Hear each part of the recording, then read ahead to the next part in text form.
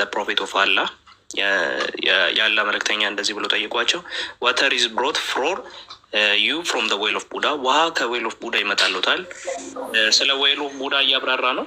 it is a well in which dogs የሞቱ ውሾች menstrual clothes የሴት ልጅ ፔሪድ የነካው ጨርቅ and excrement of people are thrown የሰው ልጆች እዳሪ ይጣልበታል ብሎ ነገሯቸው። ከዛ the messenger of Allah ያለ መልእክተኛ እንዲህ አሉ ፕሌድ አደረጉ። ምን አሉ? barely water is pure and it's not defiled by anything ውሃ በምንም ነገር አይቆሸሽም ብለው አሉ። ውሃ ንጹህ ነው በምንም ነገር አይቆሸሽም ብለው አሉ። ስለዚህ ነብዩ መሐመድ በዚሁ በራሱ ውሻ የሞቱ ውሾች በሚጣሉበት የፔሬድ ጨርቅ የነካው ጨርቆች በሚጣልበት የሰው ልጆች እዳሪ በሚጣልበት ውሃ ውዱ ሲያደርጉ ነበር። እንዴት ያደርጋሉ ተብለው ሲጠየቁ አይ ውሃ በምንም ነገር አይቆሸሽም ውሃ ንጹህ ነው አሉ ማለት ነው። ያው ማድረጋቸውንም እዚሁ ላይ በማስረጃ አቀርባሉ። 3:27 ሱናን አንዳሳይ 3:27 ላይ ያው ግሬዱም እንደምትመለከቱት ሰሂ ነው። ምን አደረጉ? are you performing wudu from it when garbage is thrown ቆሻሻ ከሚጣልበት ውሃ ውስጥ ውዱ እያደረጉ ነው ነብያችን ብለው ጠይቋቸው። ከዛ ነብያችንም እንዲህ ብለው መለሱ አለ he is not water is not made impure by anything ውሃ በምንም ነገር አይቆሽሽም አሉ። ስለዚህ ነብዩ መሐመድ እንግዲህ እንደምትመለከቱት የሞቱ ውሾች ምን ይጣል አሁን ልጠይቅ አንተ ልጠይቅ ወንዝ ሄደህ ታውቃለህ አይደል? አይ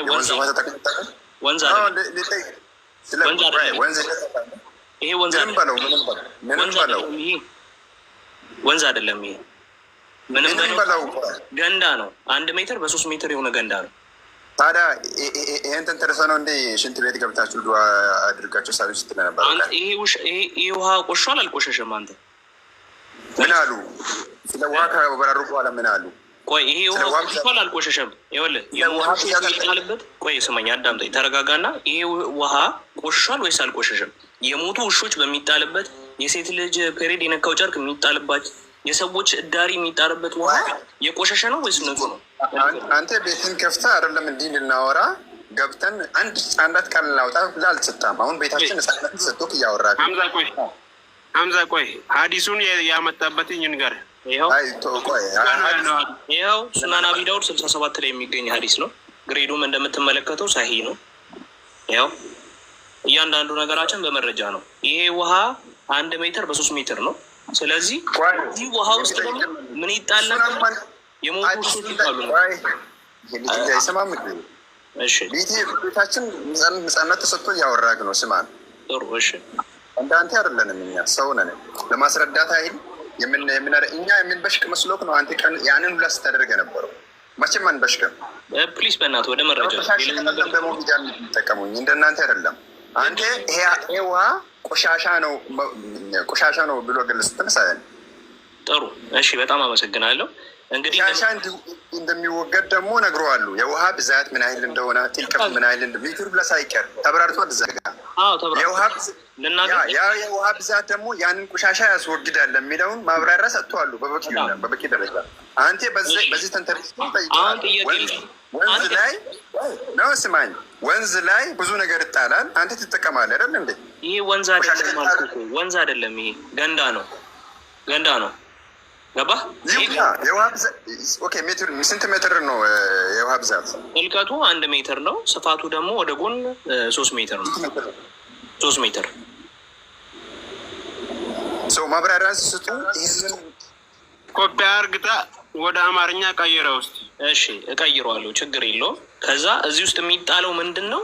የሞቱ ውሾች ይጣልበታል። የሞቱ ውሾች ይጣልበታል። 1 ሜትር በ3 ሜትር የሆነ ገንዳ ውስጥ ምንድን ነው የሚጣለው? አንድ ውሻ አይደለም የሚጣለው፣ የሞቱ ውሾች ነው የሚጣለው። ከዛስ ማንስትሩዋል ክሎዝስ የሴት ልጅ ፔሬድ ጨርቅ የነካቸው ጨርቆች ይጣሉበታል በዛው። ከዛስ የሰዎች አይ ነው እየተረጎምኩላችሁ እኮ ነው። በአማርኛ ደግሞ ተተርጉሙልኝ ካላችሁም ይኸው ተርጉምላችኋለሁ። ይኸው ሙሉ ሀሳቡን ለተርጉምልህ ይኸው እሺ፣ ይኸው ኮፒ አድርጌልሃለሁ። የሞቱ ውሾች፣ የወር አበባ ልብስና የሰው እዳሪ የሚጣልበት ጉድጓድ ነው። ያው ምንድን ነው የሚጣልበት? ምንድን ነው የሚጣልበት? የሞቱ ውሾች፣ አንድ አይደለም ውሾች ናቸው። የወር አበባ ልብስና የሰው እዳሪ የሚጣልበት ጉድጓድ ነው። ስለዚህ ይህ ውሃ እንዳንተ አመለካከት ንጹህ ነው ወይስ ንጹህ አይደለም? ቀጥል አንብብ። እሺ።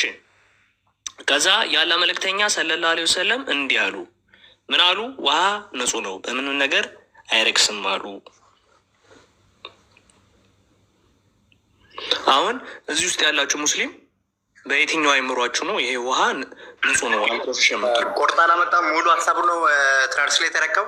ይኸው ሙሉን አድርገው ነው እኮ መለስ እስከ ታች ሀዲስ ላድርግልህ።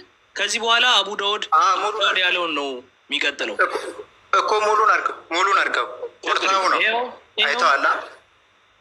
ይኸው አረግልሃለሁ፣ ኮፒ አረግልሃለሁ።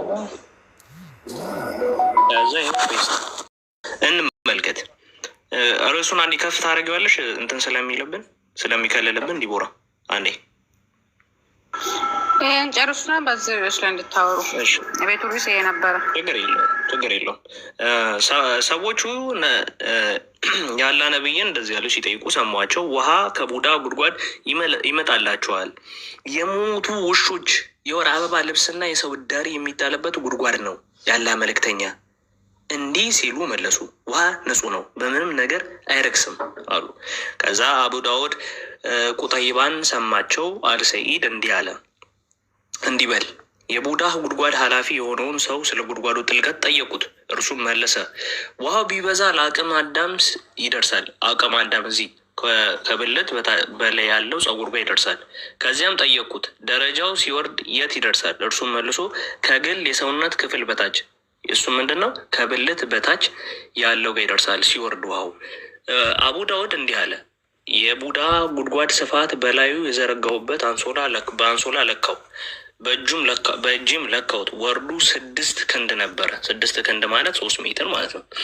ከዚያም የአትክልቱን በር የከፈተልኝን ሰው ጠየቁት፣ ወደዚህም አስገባኝ። የዚህ ጉድጓድ ሁኔታ ቀደም ሲል ከነበረው ተለውጧልን? እርሱም መለሰ፣ አይደለም፣ በዚህ ጉድጓድ ውስጥ የውሃው ቀለም ተቀይሮ አየኋል። ስለዚህ እንደምንመለከተው ሀዲሱ እንደተናገርኩት እንደተረጎምኩት በስነ ስርዓት እንትን ነው። ሲሞላ ከብልት ከእምብርት ስር ያለው ጸጉር ጋር ይደርሳል። ሲወርድ ደግሞ ከብልት በታች ይሆናል። እሺ ኡስታዝ፣ ማነው ሀምዛ ነህ እየተናገርክ ያለው? ከሀምዛ ጋር ነበር እየተወያዩ የነበረው። እሺ አንዴ ጠብቀኛለህ ሀምዛ፣ ወይስ የጀመርከው ካለ ትጨርሳለህ? አይ ጠብቃለሁ። እሺ ሹክረን ጀዛከላህ ኸይር። እዚህ ላይ ጠያቂያችን ማን ነበረ? ማነው? ኮንስታንቲኖስ ነው የጠየቀው። ጥያቄ በእንዲህ መልኩ የተባለው ውሃ እንዴት ነው እሱ ንጹህ ነው ልትሉ፣ በምን አይነት አመለካከት ነው ንጹህ ነው ማለት የምትችሉት ነው ያልከው አይደል? እንደሱም ብቻ ሳይሆን የኔ ጥያቄ በዚህ ውሃ በቃ አትድገም ኖ ጥያቄ እኮ ነው ማስቀመጥ። ሰምቻለሁ። ምንድን ነበር? እሺ ጥያቄ ይመስላል። በቃ ይኸው ጥያቄው ይሄ ነው። 3 ሜትር ጥልቀቱ እሱ ጥያቄ እሱ አለ። እንደገና እባክህ ተረጋጋ። በክብር ነው የምናወራው። ከአሁን በኋላ ጥያቄ ግልጽ ስለሆነ አትንቀጭቀጭ፣ ጠብቀህ መልስን አዳምጥ። ፊኒሽ። ከቅድም ጀምሮ እየሰማሁህ ነበረ። ገብቶሃል? ምንም ልታናገር አትፈልግም። አንተ መናገር ብቻ ነው የምትፈልገው። ስለዚህ የእኛን መልስ አዳምጥ። ጀዛከላህ ኸይር። ጀዛከላህ ኸይር ያልኩት አጠገብ ያሉትን ነው፣ አንተን አይደለም። እዚህ ጋር በምን አእምሮ ነው ንጹህ ነው የምትሉት? የሞተ ውሻ የተጣለበት የወር አበባ አጣቢና ጨርቅ ምናምን ነገር የተጣለበትን እንዴት ነው በምን ጭንቅላት ነው እናንተ ንጹህ ነው የምትሉት ነው ያልከው? በነቢዩ መሐመድ አስተምህሮት ነው። ጭንቅላት አያስፈልገውም። ይሄ እሳቸው ነው ንጹህ ነው ካሉ ንጹህ ነው 100% እናምንበታለን። አንድ ሁለተኛ ቆሻሻ ነው ለማለት የሚሟላ መስፈርት አለ። ያን መስፈርት አሟልቶ ነቢዩ ቆሻሻ ነው እንዲህ አይነት ውሃ ካሉ ቆሻሻ ነው ማለት ነው። አበቃ። አንተን ከዚሁ ጋር አያይዤ መልስ ማለት ጥያቄ መጠይቅህ ገላህ ልትታጠብ ፈለግ። በነገራችን ላይ ይጠጣ አይደለም ያሉት ለትጥበት ነው የፈቀዱት። ይሄን አንተ ገላህ ልትታጠብ ፈልገው አጣት ውሃ አጣ። ከብቶች የሚጠጡበት አካባቢ ዝም አስብሉታ። እያወራ ነው። ዝም ይበል እባክህ፣ እባክህ ዝም በል። ስትሸነፉ ባህሪያችሁ ይሄን ይጠጣ አይደለም የተባለው ይታጠብበት ነው የተባለው። አንተ ውሃ ንጹህ ውሃ መታጠቢያ ውሃ ባጣህበት ስፍራ ላይ የተበከለ ውሃ ቆሻሻ እንኳን ሆኖ ግን ልትታጠብበት የምትችልበት ደረጃ ላይ ባለው ውሃ ትታጠባለህ? አትታጠብም? አልታጠብም የራስ ጉዳይ። አይ ይሄ ነገር ያስታጥበኛል ብለህ ካመንክበት ትታጠባለህ። ነቢዩ መሐመድ ደግሞ ዓለይሂ ሰላቱ ወሰላም በዓለም አቀፍ ደረጃ ላለን ሙስሊሞች ላለፉትም ለአሁንም ለወደፊቱም ጭምር ነብይ ናቸው። ነብይነታቸው ጥበብ የተሞላበት ነው። ከጥበብ ውስጥ ደግሞ እንዲህ አይነት አስተምሮቶችም አሉበት። ሌላ ምሳሌ ልጨምርልህና እኛ ልንጠጣ ባዘጋጀን በሆነው የምንጠጣበት ወተት ይሁን ሻይ ይሁን ዝንብ ቢያርፍበት ለዛች ዝንብ ተብሎ ድፉት አይባልም። ምንድን ነው የምናደርገው? እያወራሁ ነው እያወራሁ ነው። ዝም በል ሚዩት አድርገህ ዝም በል። ዝም በል አንተ። ማን ነው እሱ የሚያወራው? ሀምዛ ዝም አስብሉት። ይህንን ሞዴሬተር ከሆናችሁ በምን ጭንቅላት ነው በምን አመለካከት ነው የሚባል ነገር የለም። ዝንብ ካረፈችበት ሻይ ላይ የሚሆን ወተታችን ላይ አንስተን አንደፋም። በነቢዩ መሐመድ ጥበባዊ አስተምሮት መሰረት ዝንቧን እንዘፍቃታለን። ከዛ አውጥተን እንጥልና እንጠጣዋለን ያን ነገር ማለት። ይህ ደግሞ ሳይንስን በሚያራምድ ወይም በሳይንቲስቶች ደረጃ ምንድን ነው እሱ የተባለው? ዝንብ በአንድ ክንፏ መርዛማ ወይም ደግሞ ጀርመን ተሸካሚ ትሆንና ስትጠልቅ እዛ ውስጥ በዛ ላይ ስትጠልቅ አንድ ክንፏን ውስጥ ትነክረዋለች። ያ ነገር እዛው ይቀራል።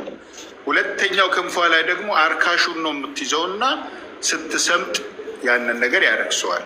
ከዛ በኋላ አውጥታችሁ መጠጣቱ ምንም አይነት ችግር አይመጣም። ለጤንነት ይሁን ለምንም። አይ እኔም ሆኖ አልፈልግም ያለ ሰው አይገደድም። በግድ አድርግ አይባልም። አማራጭ ላይ የተሰጠው ለአንዲት ዝንብ ክንፍ ችግር ተብሎ ያ ሁሉ ኩባያ ወተት አይደፋም ማለት ነው። ኢስላም ጥበባዊ አስተምሮትን ጭምር እያስተማረ ነው። ይሄም ሌላው ማስረጃ ነው። እንዳንተ ጭንቅላት ግን ዝም ብለህ ንቃሃት ብቻ ይህን አስተምሮት ልታስወግድም ሆነ ልትንቅ አትችልም። ይህ ውሃ የቀድሙ የጉድጓዱ መጠን ይህን ያህል ከሆነ የውሻ የሞተ ቢጣልበት ምን ቢባልበት ለመጠጣት ሳይሆን ለትጥበት ይሆናል አሉ ነቢዩ መሐመድ። ሰደቀ ረሱሉላህ ሰለላሁ ዐለይሂ ወሰለም። ነቢዩ መሐመድ እውነትን ነው የተናገሩ። እንቀበለዋለን፣ እንሰራበታለን። ሲሰራበትም የነበረ ነው። ትንሽ ነው መልሶ ባቸው አላሁ አለም።